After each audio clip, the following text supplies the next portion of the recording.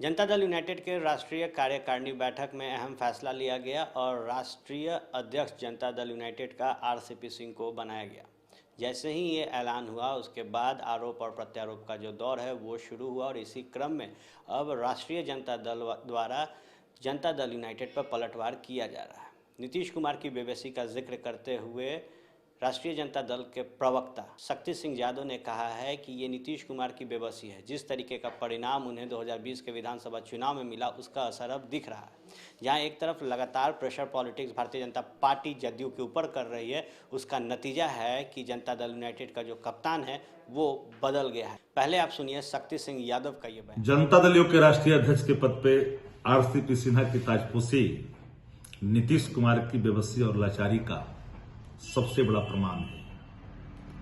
हमने पहले भी कहा था, आज मैं फिर कहता हूं कि जनता दल भारतीय जनता पार्टी में विलय करने वाली है और भारतीय जनता पार्टी के जो सबसे बड़े कमजोर नस हैं जदयू में वो आरसीपी सिन्हा जी हैं। और एक बात जान लेनी चाहिए कि नीतीश कुमार ने जितनी गुलामी इस बार सहन की है, शायद ही किसी राजनीति में रहने वाले कोई नेता को इस संकट के दौर से गुजरना पड़ा हो। राजनीतिक कोड़े के कड़े प्रहार इनके पीठों पर लगातार बरस रहे हैं और आह की आवाज नहीं सुनाई पड़ रही है, क्योंकि सिर्फ सहना ही एकमात्र जो है विकल्प बचा है नीतीश जी के लिए। इसलिए कुर्सी का प्रेम, नीतीश जी की राजनीतिक वजूद को इतिहास में जरूर लोग जानेंगे और पढ़ेंगे कि कितने कुर्सी प्रेमी थे।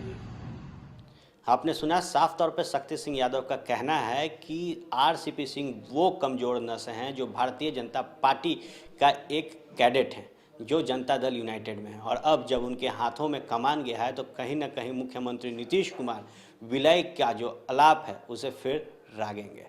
बताते चले कि 2014 में जिस तरीके से विलय की चर्चा लगातार जनता दल यूनाइटेड और भारतीय जनता पार्टी में चल रहा था, और अब जब 43 सीटों पर जनता दल यूनाइटेड सिमटी है और अब राष्ट्रीय अध्यक्ष बनाए गए हैं आरसीपी सिंह, तो एक बार फिर विलय का जो बात है वो लगातार सुर्खियों में है। और इसी क्रम में जैसे ही जनता दल यूनाइटेड ने अपना कप्तान बदला, लगातार जो विपक्ष है वो हावी है और नीतीश कुमार की नीतियों पर लगातार सवाल खड़े हो रहे हैं।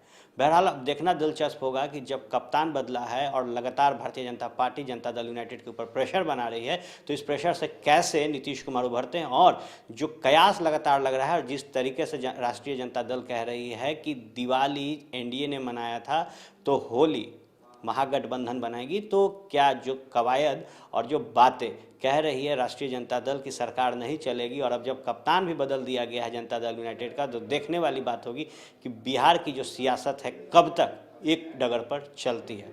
तमाम जो राजनीतिक गलियारों की खबरें होंगी या फिर क्राइम से जुड़ी हुई, सबसे पहले आपको फर्स्ट बिहार पे मिलेगी। बने रहे फर्स्ट बिहार के साथ। धन्यवाद।